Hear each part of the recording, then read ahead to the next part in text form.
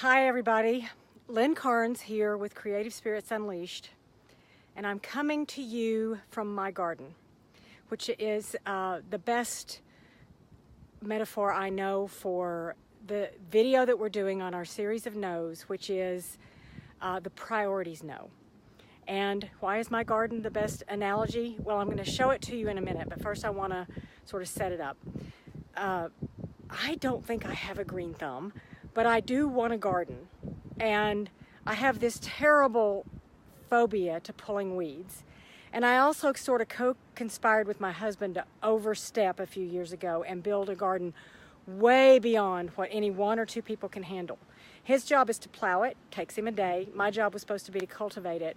What I found is if I want food out of my garden, this is all I'm going to do. So I have reprioritized, but here's the thing about the priorities no. You are going to get asked to do, there is always going to be more work to do than you can possibly do. A priorities no says, I'm not going to do something that's tempting and maybe even nice because it's not on my priority list. So it has all the other attributes, but it's just not one of my goals. So it's a little bit like weeds though. It'll grow if you don't stop it and quit doing those no's. And let me show you what's happened. I'm so embarrassed to show this. But this behind me is about 3/4 of an acre, and all that tall stuff you see, that's the weeds I haven't pulled because I can't. But even there, see, they've just cleaned my garden up. You can see it kind of over my shoulder.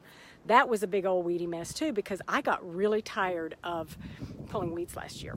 So what I am going to say about the priorities no is that you have to know your priorities and then ruthlessly pull the weeds of the things that are not your priorities.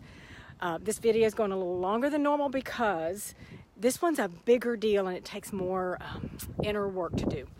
So the inner work is actually knowing your priorities and then finding the courage to say no to the things that you actually think might be really, really cool and fun to do.